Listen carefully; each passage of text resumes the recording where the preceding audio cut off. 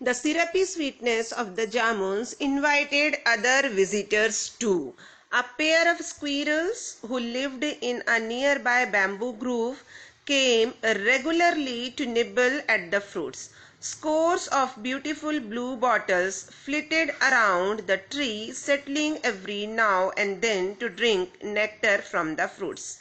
Honeybees, who seemed to be forever busy, filled the air with their urgent buzzing. Ants arrived in great numbers, marching in straight lines to carry off the fruits which had fallen onto the ground. The children would spend hours watching the ants.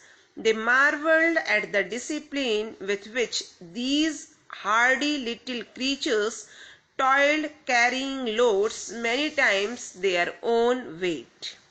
Next paragraph, see the next paragraph, what happens. The syrupy sweetness of the jamuns invited other visitors too. जो जामुन का सिरपी sweetness था, मीठापन था, और कैसा था, सिरपी था, रसीला मीठापन था, वो और भी विजिटर्स को इनवाइट करता था. विजिटर्स यानी आने वाले, इनवाइट करना यानी बुलाना. तो और भी लोग आते थे. अभी हमने बच्चों के बारे में पढ़ा, बच्चे खेलते थे वहां पर, जामुन खाते थे. अब और कौन कौन आता था वहां पे? अ पेयर ऑफ स्क्विरल्स, एक जोड़ी गिलहरी, मतलब दो गिलहरियां आती थी.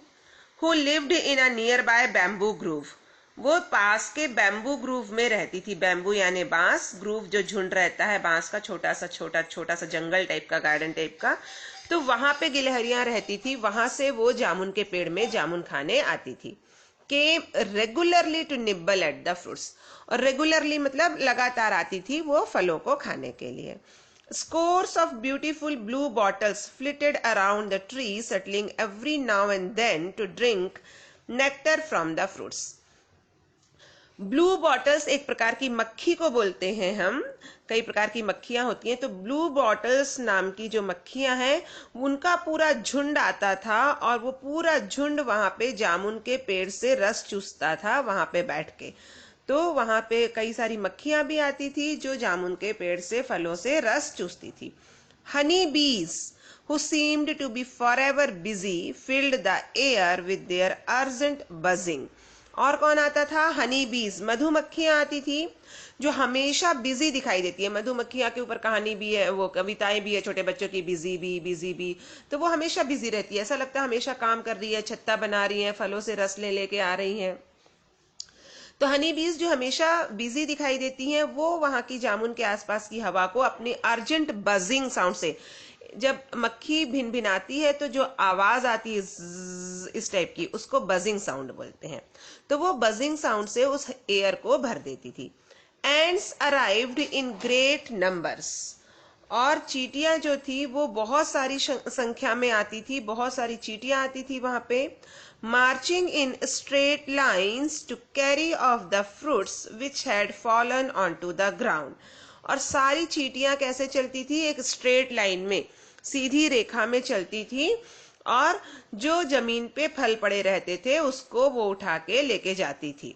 The children would spend hours watching the ends, और जो बच्चे थे वो कई घंटों तक के इन चींटियों को देखा करते थे.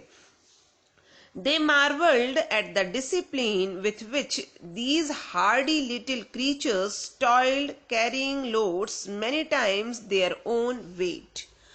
और ये जो बच्चे थे वो मार्वल्ड हो जाते थे. मार्वल्ड यानी सरप्राइज्ड यानी आश्चर्य में पड़ जाते थे. किस चीज को देखकर? डिसिप्लिन को, कि कितने ज्यादा अनुशासन से ये चींटियां which these Hardy little creatures toiled, कितनी मेहनत करती है. टॉयल यानी एकदम से मेहनत करना.